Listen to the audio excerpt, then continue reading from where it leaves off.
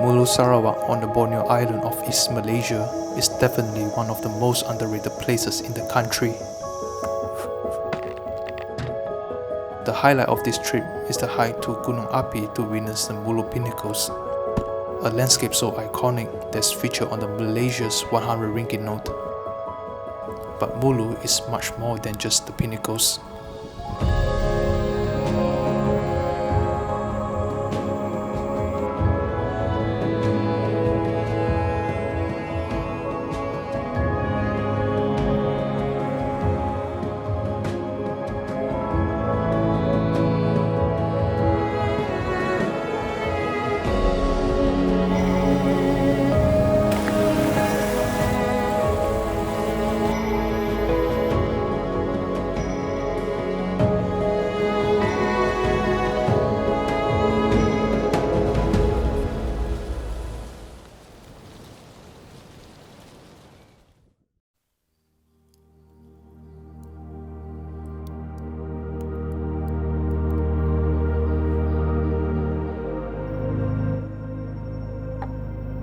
Before going to Mulu, we first explore Niah in Miri.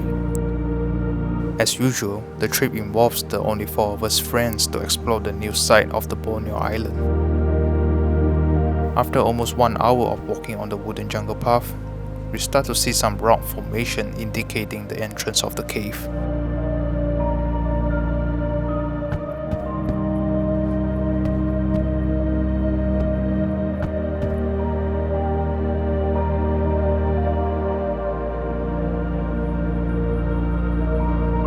This cave is one of the Southeast Asia's most important archaeological sites, where the remains of the oldest humans were discovered in this cave.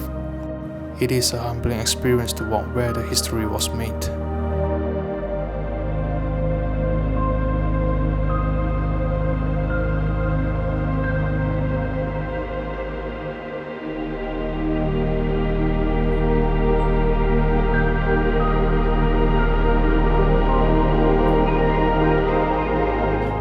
Forward from Miri, we take a small must-wing aircraft, just a 30-minute flight to the Mulu National Park.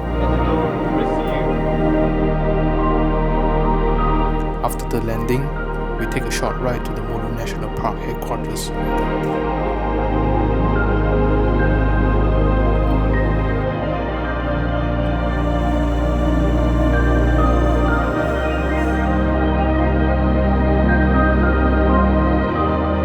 This is where all the real exploration begins.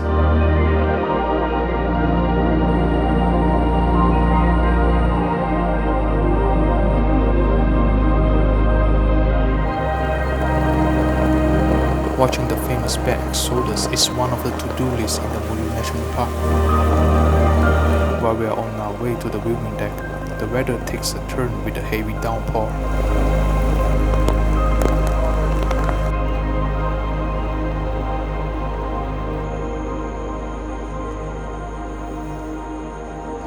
It seems like the bats decide to stay in their cave for the evening.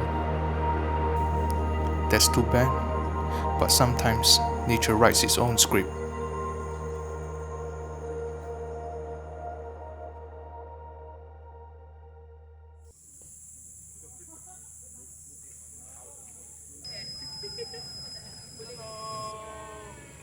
On the next day, we have to take a 15-minute longboat ride to the trailhead, but along the way, we'll first explore a few caves before heading to Camp 5, which we'll stay for the night.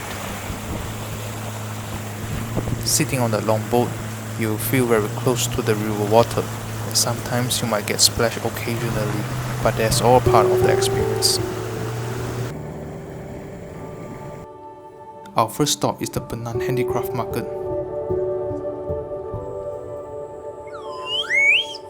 The locals sell their handmade arts and craft here, and this is where you can see the vibrant culture of the Penang people. To be honest, their product was made in such care and offered in a very reasonable price. It would be nice to give some support by help them buying some of their product.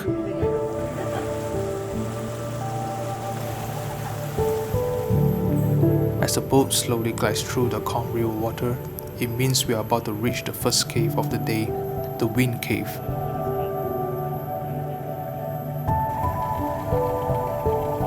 we arrive at the Wing Cave, you can feel the breeze through the intricate formations.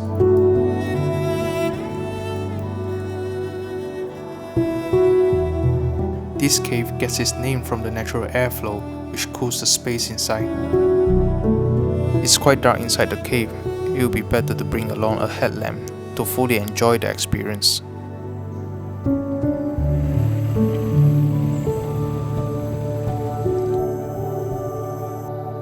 Next, we have to climb some stairs to the entrance of the clear water cave.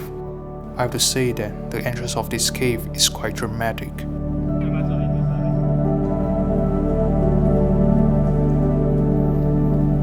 You'll find an underground river inside that flows through the ancient limestones. This is why we call it the clear water cave.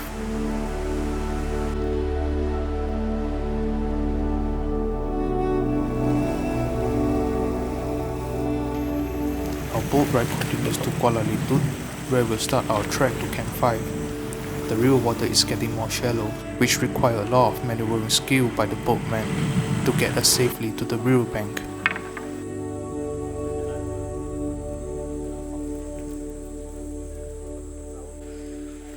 Before our trek begins, we enjoy a simple packed lunch alongside of the riverbank.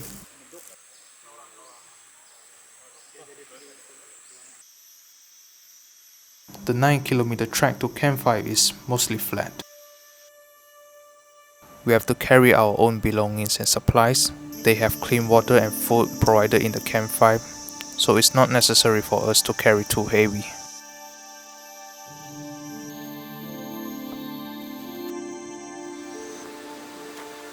Along the way, we'll cross by some small streams and rivers, usually well facilitated by the proper bridge infrastructures.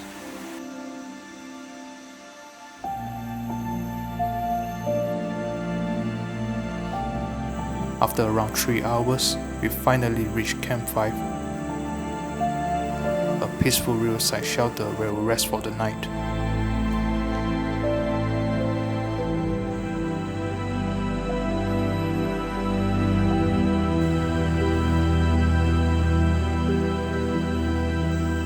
Trekking to Camp 5 is tiring but rewarding. It's a waste not to take a swim in the river, washing away the day's fatigue and preparing for tomorrow's hike to the Pinnacles.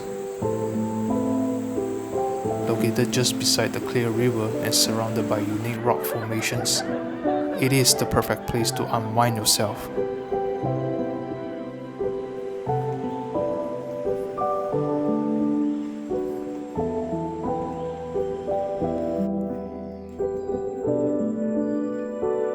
At dawn, we start the climb to Gunung Api. We'll then reach our first checkpoint, the Mulu Pinnacles.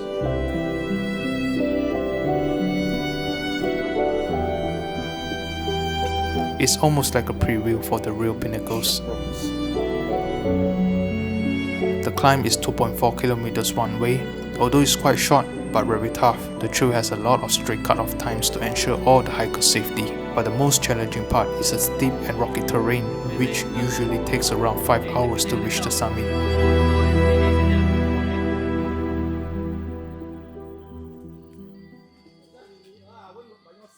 We then reach a warning sign. It's a reminder of the most dangerous part of the climb ahead. From here on, the trek is more technical and more physically demanding.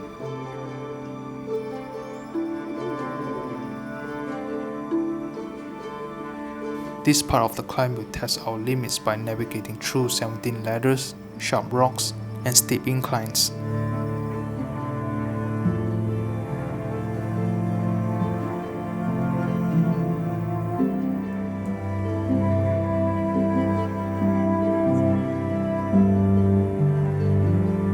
One small missteps here could be very dangerous.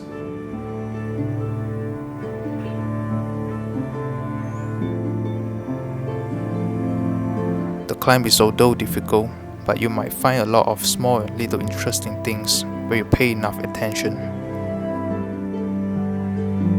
Another dangerous part about the trail was how sharp some of the rocks are. We have to be extra careful with every step and while holding onto something. Luckily, the path was paved by some metal steps to help you climb. Finally, the reward of reaching the summit made all that effort worthwhile.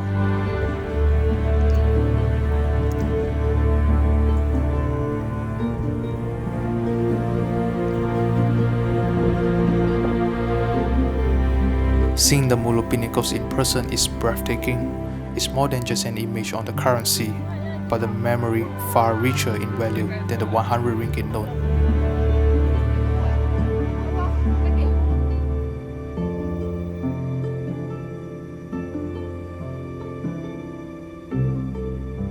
While enjoying the view, I can't help but to think, how the hell am I going to descend later? Climbing down is the most difficult part of the climb. I think I might as well skip that part.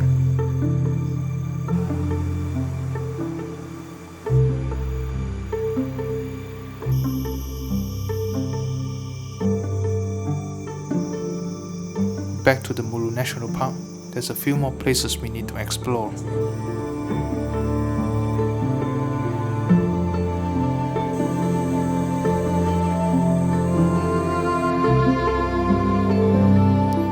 At the entrance of the Deer Cave, you can already feel the grand scale of its size and volume. It's one of the largest caves in the world and also home for millions of bats. Because of this, it has a high amount of salt content, which used to attract the deers to come here for the salt licks. That's why it's called the Deer Cave. One of the highlights in this cave will be the Garden of Eden.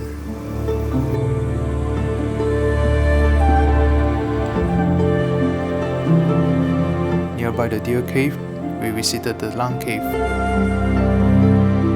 a smaller cave in comparison that you can see the intricate formations and the wildlife up close. This will be our last cave visit of the trip. Each cave has its own unique stories, and their delicate beauty is unforgettable.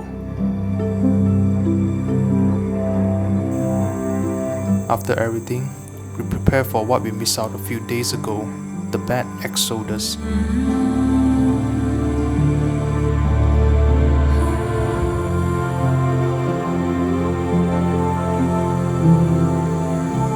As millions of bats spiral into the evening sky, I feel that no matter how hard I try to capture this sight, it won't do justice to the surreal feeling of seeing this in person.